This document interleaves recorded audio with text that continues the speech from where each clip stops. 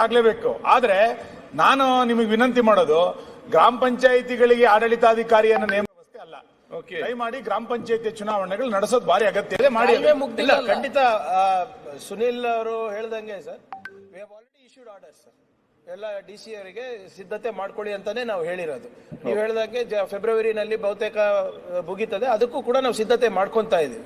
ಎಲ್ಲಿ ಕೆಲವು ಮೇಲ್ದರ್ಜೆ ಆಗಿವೆ ಗ್ರಾಮ ಪಂಚಾಯತ್, ಅವಷ್ಟೇ ತೊಂದರೆ ಇರ್ತದೆ ಅಧ್ಯಕ್ಷರೇ, ಡಿಲಿಮಿಟೇಷನ್, ರಿಸರ್ವೇಶನ್, ಮತ್ತೆ ಕೆಲವು ಗವರ್ನರ್ ಆಫೀಸ್ ನಲ್ಲಿ ಕೂಡ ಅವರು ಸೆನ್ಸಸ್ ಆದ್ಮೇಲೆ ಮಾಡಿ ಅಂತ ಸಲಹೆ ನೀಡಿದ್ದಾರೆ. ಸೊ ಅದು ಬಂದ ತಕ್ಷಣ we will get it.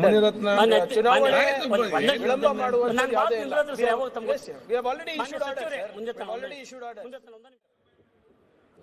Have already issued orders to prepare for election. ಗ್ರಾಮ ಪಂಚಾಯತ್ ಆ ಅವಧಿ ಏನಾದ್ರೂ ಜಾಸ್ತಿ ವಿಳಂಬ ಆದ್ರೆ ಮಾತ್ರ ಸರ್, ತಾವು ಹೇಳ್ತಾ ಇದ್ದಂಗೆ ಒಂದು ಆಡಳಿತ ಸಮಿತಿ ಒಂದು ಪ್ರಾವಿಷನ್ ಇದೆ.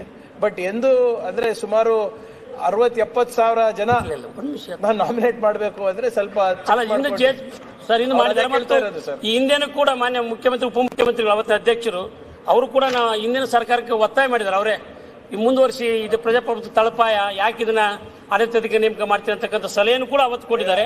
ಅವರೇ ಇವತ್ತು ಮುಖ್ಯಮಂತ್ರಿ ಉಪಮುಖ್ಯಮಂತ್ರಿ ಆಗಿರೋದು, ತಾವು ಸಚಿವರಾಗಿರೋದ್ರಿಂದ ಸೂಕ್ತ ಅಂತ ನನ್ನ ಭಾವನೆ. ಇಲ್ಲ ಸರ್, ವಿಳಂಬ ಚುನಾವಣೆ ವಿಳಂಬ ಆಗ್ತಾ ಇದೆ ಅಂತ ಸಲಹೆ ನೀಡಿರ್ಬೋದು.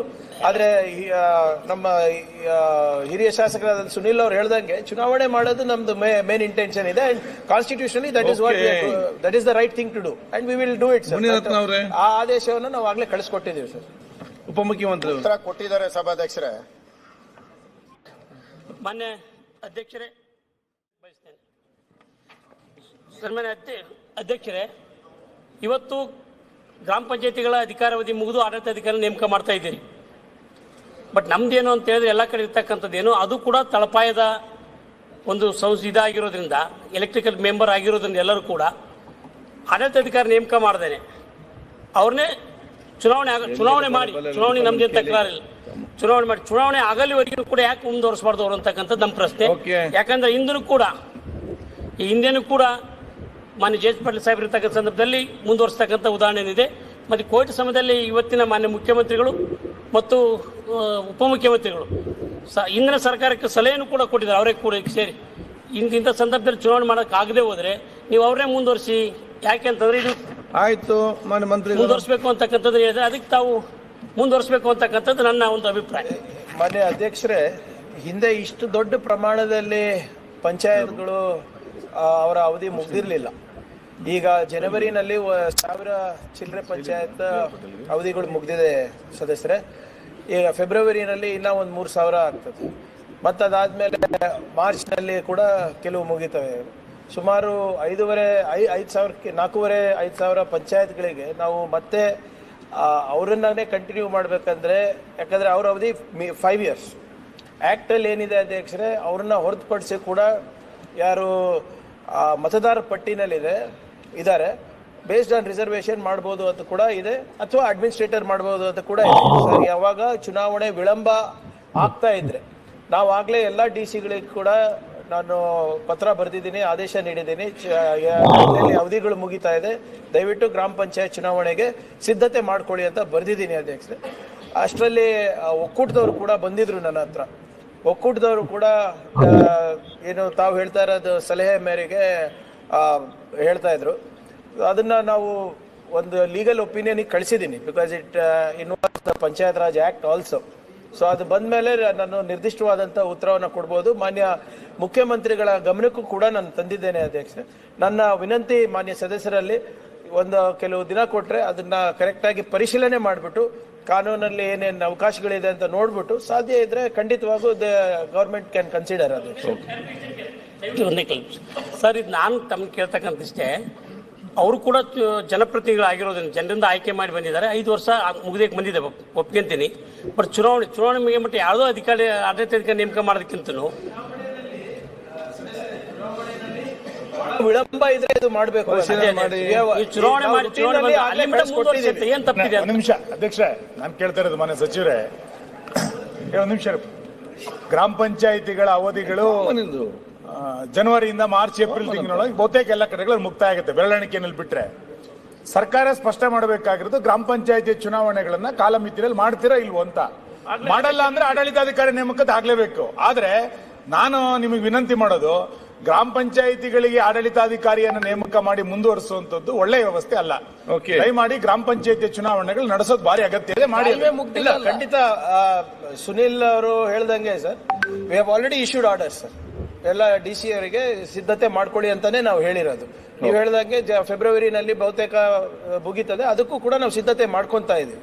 ಇಲ್ಲಿ ಕೆಲವು ಮೇಲ್ದರ್ಜೆ ಆಗಿವೆ ಗ್ರಾಮ ಪಂಚಾಯತ್, ಅವಷ್ಟೇ ತೊಂದರೆ ಇರ್ತದೆ ಅಧ್ಯಕ್ಷರೇ, ಡಿಲಿಮಿಟೇಷನ್, ರಿಸರ್ವೇಶನ್. ಮತ್ತೆ ಕೆಲವು ಗವರ್ನರ್ ಆಫೀಸ್ ನಲ್ಲಿ ಕೂಡ ಅವರು ಸೆನ್ಸಸ್ ಆದ್ಮೇಲೆ ಮಾಡಿ ಅಂತ ಸಲಹೆ ನೀಡಿದ್ದಾರೆ. ಸೊ ಅದು ಬಂದ ತಕ್ಷಣ ವಿ ವಿಲ್ ಗೆಟ್ ಇಟ್. ಚುನಾವಣೆ ವಿಳಂಬ ಮಾಡುವಂತ ಯಾವುದೇ ಇಲ್ಲ. We have already issued order sir. Already issued order to prepare. We have already issued orders to prepare for election. ಗ್ರಾಮ ಪಂಚಾಯತ್ ಆ ಅವಧಿಯನ್ನು ಏನಾದ್ರೂ ಜಾಸ್ತಿ ವಿಳಂಬ ಆದ್ರೆ ಮಾತ್ರ ಸರ್, ತಾವು ಹೇಳ್ತಾ ಇದ್ದಂಗೆ ಒಂದು ಆಡಳಿತ ಸಮಿತಿ ಒಂದು ಪ್ರಾವಿಷನ್ ಇದೆ.